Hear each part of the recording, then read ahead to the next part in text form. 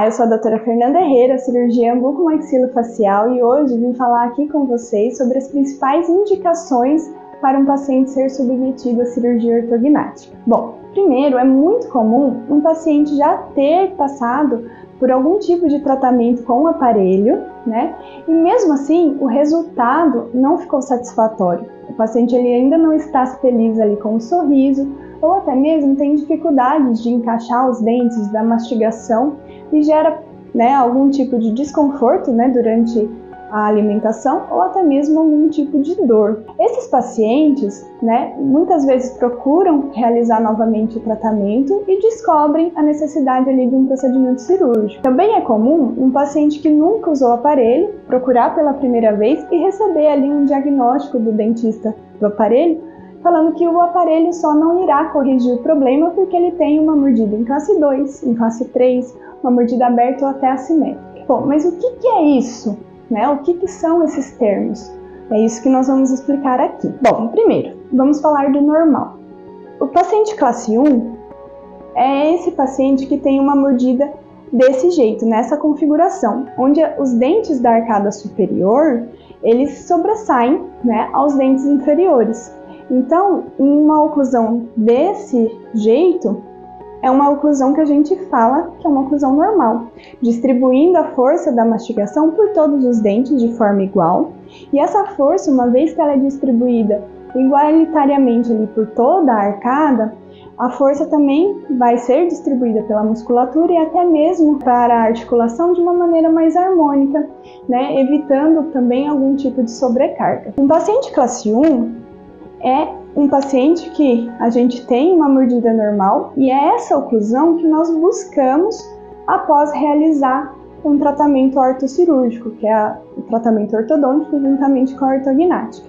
Então lembre-se disso, um paciente classe 1, esse tipo de oclusão é o que é o nosso objetivo final depois desse tratamento. Agora vamos falar do que não é normal, dos problemas, Primeiro, vamos falar sobre o classe 2. O paciente classe 2, ele é bem caracterizado pela falta de projeção da mandíbula, o que leva a uma oclusão desse jeito, Então, um acúmulo aqui, de contato nos dentes posteriores e a falta de contato nos dentes anteriores.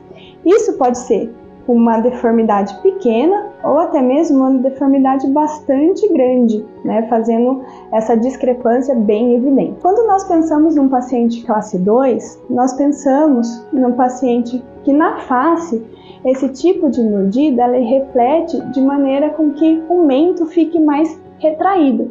Então são aqueles pacientes que forçam muito o lábio para fechar, olhando de perfil não tem a projeção adequada ali do queixo, tem um acúmulo aqui de papada, e são os pacientes que têm mais propensão a desenvolver quadros respiratórios ruins, por exemplo, a apneia do sono.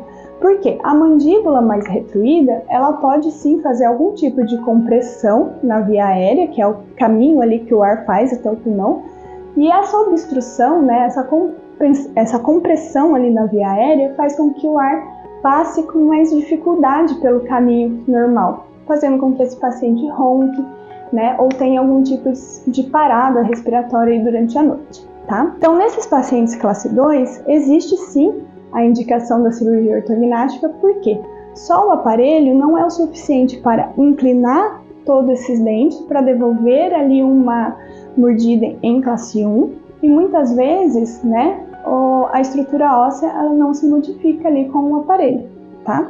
Então, um paciente que é classe 2 normalmente passa pelo avanço da mandíbula para a correção aqui, do problema oclusal. Ele faz esse tipo de movimento na cirurgia. Aí nós temos os pacientes classe 3, tá? Os pacientes classe 3 são o contrário do classe 2, Então, são pacientes que têm uma projeção maior da arcada inferior, fazendo com que a mordida fique cruzada, tendo também mais contato na região posterior aqui dos dentes, mas tendo essa diferença aqui entre as arcadas, principalmente na região anterior.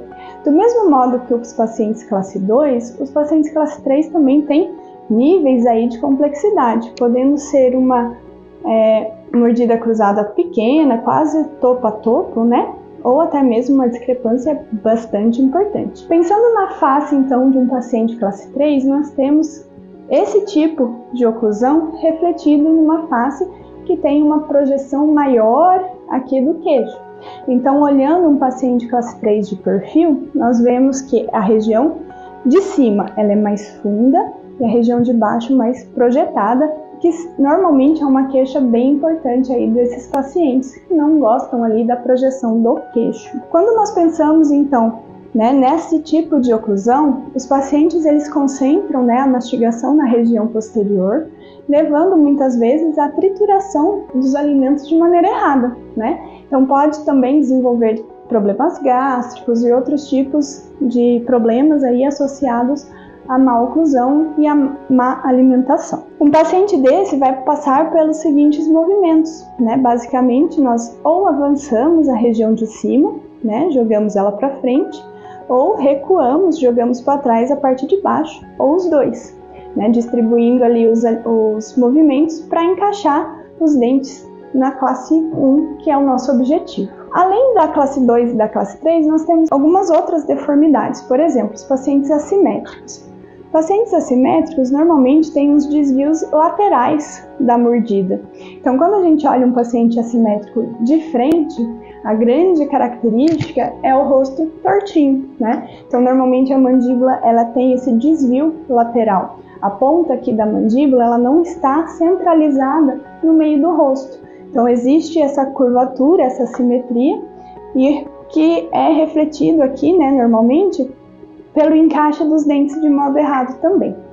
Quando nós pensamos em um paciente assimétrico, é muito comum que a linha média da arcada superior, que é o meio aqui dos dentes, dos incisivos, e a linha média da arcada inferior, elas não sejam coincidentes, elas não batam, que é o nosso objetivo final também no tratamento desse tipo de oclusão. Então, normalmente, a mordida ela é desviada para algum dos lados. O tratamento, então, para o tipo de assimetria é a realização, então, da ortognática para centralizar a mordida no meio da face, na linha média que a gente chama. Além disso, nós temos também algumas variações, podendo ter o paciente de mordida aberta, que é esse tipo de oclusão, quando os dentes da frente aqui não se encaixam, ficam realmente abertos, tendo toque apenas aqui nos dentes posteriores, E do mesmo modo, a gente tem os pacientes que têm a mordida profunda, que é quando os dentes da frente,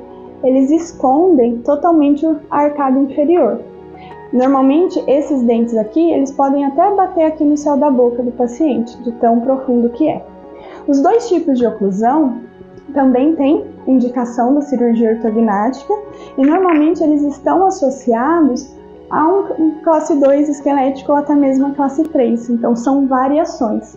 Todo o tratamento é realizado através de um procedimento cirúrgico, mas esse procedimento cirúrgico é feito após um planejamento bem detalhado das movimentações que serão necessárias para a correção total ali do quadro do paciente e para que ele tenha uma mordida o mais estável possível, com o objetivo sempre ali de tornar o paciente um classe 1 e ter ali a sua mordida, seu sorriso e seu perfil satisfatório, que o paciente fique realizado. Então, aguardem o próximo vídeo que nós vamos ter mais informações aí sobre a cirurgia ortognática.